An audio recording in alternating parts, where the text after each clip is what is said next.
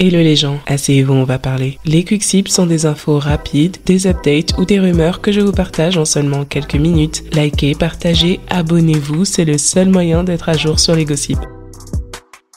Quelqu'un a pris des nouvelles de Drake. Drake, ça va? Le mec s'est fait encercler par deux rappeurs, un rappeur bonus et un producteur. Ses seuls amis maintenant, c'est 21 Savage et J. Cole. Mais lui aussi, il est quelque part en PLS. Future et Metro Boomin, le rappeur et le producteur, ont sorti leur nouvel album en commun, We Don't Trust You. Et apparemment, c'est une sorte de déclaration de guerre. Mais avant d'entrer dans les détails des dingueries qui ont été dites, petit retour en arrière. Il y avait quelque chose qui se préparait depuis un petit moment. Déjà le mois dernier, Metro Boomin commençait à montrer sa rage sur Drake en déplorant le fait que son album Heroes and Villains ne soit pas autant récompensé que l'album de Drake, Her Loss. Il a depuis supprimé son tweet.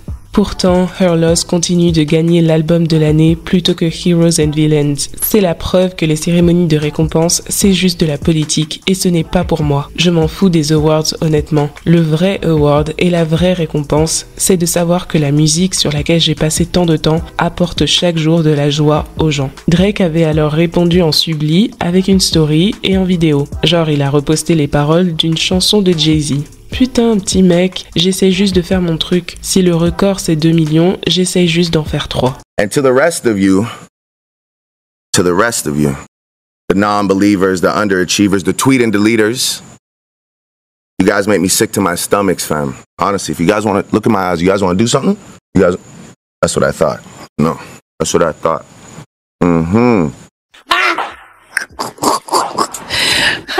C'était sans doute la menace la moins menaçante qui existe, mais c'est pas grave, on a compris l'idée. Cette semaine, avant que le projet ne sorte, on a eu un extrait d'une chanson de l'album, Type Shit. Dedans, Future fait une sorte de big up à Megan Thee Stallion. Difficile de traduire littéralement, mais en gros, il dit « Je suis du genre à ramasser des Megan Thee Stallion par paquet ». Et ensuite, le refrain suit directement avec « That's some thick shit ». Donc on peut s'imaginer qu'il parle toujours de Megan, en disant en gros qu'elle est voluptueuse, avec ses mots à lui. Megan a aussi dû penser que le compliment lui était adressé, car elle poste une story en citant la chanson. Pour moi, c'est pas très clair si vraiment le refrain est pour elle. Et si c'est pas le cas, alors la punchline d'avant n'a pas l'air si élogieuse que ça. Je ramasse des Megan par paquet, c'est plus une façon de dire que des go comme Megan, ça l'impressionne pas plus que ça, vu qu'il en a à l'appel. Bref, le doute est permis, mais si on part du principe que c'est une punchline positive, et pour Megan, alors ça peut être vu comme une provocation, car Megan vient juste de s'attaquer ouvertement à Drake dans His. Et entre parenthèses, vis-à-vis de Nicki Minaj aussi, ce serait un peu bizarre car Nicki et Future sont très proches. Future avait fait un featuring avec Megan Thee Stallion, mais il l'avait fait payer $250,000, donc je dirais pas qu'ils sont amis non plus. Voilà un peu les éléments qui ont précédé l'attentat. Après, bien sûr, faut pas oublier que Drake et Kendrick Lamar sont en clash plus ou moins réguliers depuis des années maintenant. Là, il y avait une sorte de pause car Kendrick était en vacances, et en gros, il fait son grand retour dans l'album de Future et Metro Boomin, sur la chanson Like That. D'habitude, il se retient pas de citer directement le nom de Drake quand il veut le clasher. Là, il ne le fait pas, mais il va tellement loin qu'il n'y a aucun doute possible sur la cible. D.O.T. L'argent, pouvoir, respect. Le dernier est le meilleur. On dit qu'il y a beaucoup de bouffons avec un chèque. Vous allez voir que le ton du couplet, c'est un peu ça. Kendrick a l'impression qu'on lui manque de respect. Et donc là, ça y est, genre à force de le titiller, ils ont réveillé l'ours. Le bouffon avec un chèque, c'est Drake. Ça a toujours été un point qui les sépare tous les deux. Drake suit seulement l'argent et Kendrick a de l'argent, mais il se laisse pas définir par ça. Mon tempérament est bipolaire, je choisis la violence. Allez, réveillons tout ça, c'est le moment pour lui de prouver que c'est lui le problème. Les gars viennent en bande, mais ils peuvent pas être crédibles ou légitimes. Pas de 40 water, dealer. Ouais, ok, levez-vous avec moi. Fuck les sublis, first person shooter. J'espère qu'ils sont venus avec 3 interrupteurs. Clickin, Legit et 40 Water, Kendrick fait des jeux de mots autour de E40, de sa chanson 40 Water et du duo qu'il avait avec son cousin Be Legit, The Click. Tout ça, c'est une façon de dire que Drake et J. Cole viennent en bande sur lui mais qu'ils sont pas crédibles. On dirait que ce qui l'a énervé, c'est bien l'album de Drake, For All the Dogs, dans lequel il y a le feat avec J. Cole, First Person Shooter. Kendrick va continuer de faire des punchlines en lien avec ce qu'ils ont dit dans leur chanson. Par exemple, à un moment, J. Cole dit « J'adore quand ils débattent de qui est le meilleur MC. Est-ce que c'est K-Dot, Aubrey ou moi. Nous sommes la bande des trois, comme si on avait créé une ligue. Mais en tout cas, je me sens comme Mohamed Ali. Vous voyez, c'est ce genre de truc où on cite son nom que Kendrick a pas dû apprécier. Drake fait aussi une punchline où il se compare un peu à Michael Jackson, de par ses records dans le Billboard. Du coup, dans Like That, Kendrick répond « Nique sa mère la bande des trois. Mec, y a juste moi. » Quoi ? Je suis vraiment comme ça. Et ta meilleure œuvre est un poids-plume. Prince a survécu à Michael Jackson. Avant que tous tes chiens se fassent enterrer, voilà un cas avec tous ses neufs. Il va voir un cimetière d'animaux. Bizarre quand on traduit littéralement, hein. Mais en vrai, la dernière punchline est un gros jeu de mots. Déjà, référence directe à For All the Dogs, l'album de Drake. En disant la version abrégée du mot before, qui veut dire avant, ça lui permet de littéralement dire le nom complet de l'album. Comme ça, c'est clair. Drake et J. Cole, c'est des chiens qui vont finir enterrés dans un cimetière d'animaux, car leur 9 mm ne peut pas rivaliser avec son AK-47. En gros, c'est ça. Il utilise juste la lettre K pour parler de lui-même comme d'une arme, et en même temps, l'association avec le chiffre 9, 9, forme le mot canine, canine. Encore une référence au chien. Oh, now that's how you clear a bitch. I don't know who that hoe is.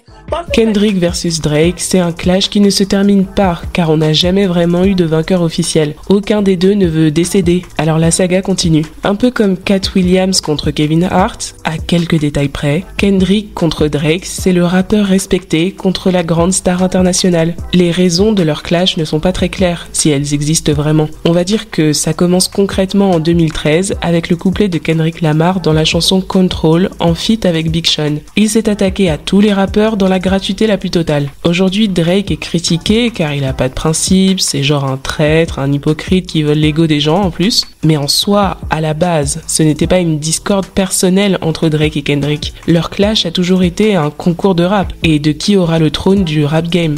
Perso, je pense que c'est pour ça que le clash s'arrêtera jamais avant qu'on ait un vainqueur. Kendrick Lamar est profondément compétiteur. Il veut pas forcément avoir tout l'argent du monde ou tous les streams du monde. Par contre, il veut la satisfaction d'être le meilleur MC de sa génération. Drake a toujours été une machine à tube, un rappeur qui chante, une espèce de pop star, mais on pouvait rien lui dire car il avait les streams et aussi les punchlines. Il était respecté pour ses compétences de rappeur, mais petit à petit, on a découvert des ghostwriters. Petit à petit, il a arrêté de faire de la bonne musique. Du coup, peut-être que Kendrick aura la bonne ouverture pour l'achever cette fois. Ah oui, et J. Cole, c'est juste un dommage collatéral, miskin. De base, il a même pas de bif avec Kendrick Lamar, donc c'est dommage d'en arriver là. Bref, maintenant le cas de Future, parce que c'est quand même son album. Et lui, il est censé être très proche de Drake. Ils ont fait 1001 collabs, c'est des BFF normalement. Alors comment est-ce qu'il se positionne par rapport au club des ennemis de Drake? Est-ce qu'il a pris sa carte de membre? Tu es mon fan numéro 1, tu fais des sublis, je ne comprends pas. Confidence sur l'oreiller, tu joues les fédéraux, je n'ai pas besoin d'un autre ami hypocrite. Je peux pas kiffer une meuf car on la partage. T'es vexé mec, à quoi tu joues?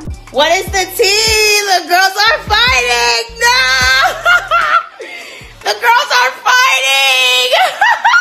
Voilà, donc ça c'est le couplet de Future dans la chanson We Don't Trust You. Même titre que l'album, ça veut dire on ne te fait pas confiance. Quelle coïncidence. Bon, en tout cas, je sais pas si on peut être sûr à 100%, mais je dirais qu'il parle bien de Drake, car il dit In Your Feelings, en référence au tube de Drake. Et aussi, il ponctue chaque ligne avec le mot Dog, ce qui rappelle bien sûr l'album de Drake, qui visiblement a perturbé tout le monde. Future a l'air d'insinuer que Drake n'est pas un vrai ami, qu'il a ken sa meuf, ou en tout cas une de ses meufs, n'est-ce pas? Et qu'en plus, il essaye d'obtenir des infos sur Future auprès de la go, en mode confidence sur l'oreiller. Voilà un peu pourquoi Future et Drake seraient en clash, contre toute attente. Mais n'y aurait-il pas une autre raison? Est-ce que Future ne serait pas un petit peu jaloux ou vexé que Drake fasse des projets avec d'autres rappeurs? Je sais pas, je demande. Car à l'époque de l'album commun entre Drake et 21 Savage, il y avait eu des rumeurs comme quoi Future était pas très content. Lui et Drake ont déjà fait une mixtape en 2015, et environ 260 features. Mais à Skip, Future s'est senti menacé par les nouveaux projets de Drake. That's a big rumor that Future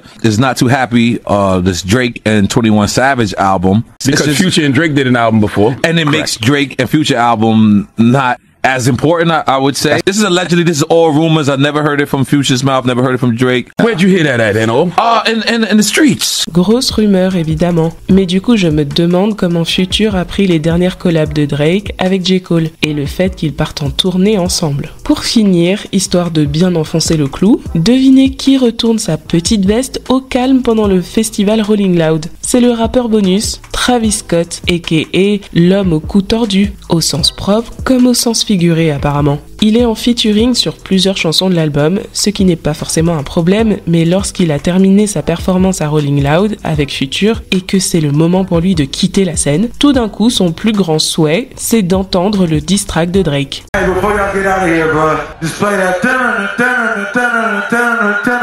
Oh man, please, bro. I'm sorry, bro. Metro was trying to get out of here, like. Nah, Metro, you gotta let that shit go right now, bro. Something dope is you like that? I need that. Man, that motherfucker trying to. All right, just play the one you got, and we're gonna cut it after the hook. Voilà donc même Travis, que Drake n'a pas laissé tomber après la catastrophe de l'Astroworld, même lui décide de rejoindre le club des haters. Bon après ça m'étonnerait pas que Drake se soit tapé Kylie aussi. Donc peut-être que Travis attendait juste son moment pour se libérer. Vous voyez, c'est ça son problème à Drake. Il est loyal envers personne. Donc en plus d'affronter ses ennemis, tôt ou tard, ses propres amis finissent aussi par se retourner contre lui. Dites en commentaire ce que vous pensez de la vidéo. Est-ce que vous vous attendiez à ce braquage avec la sortie de l'album de Future et Metro Boomin? Le clash Drake-Future, on y croit? Est-ce que Travis a dépassé les bornes? Pourquoi vous pensez que Kendrick et Drake se font la guerre? Qui est le meilleur MC? J. Cole, Kendrick ou Drake? Allez, on se parle en commentaire.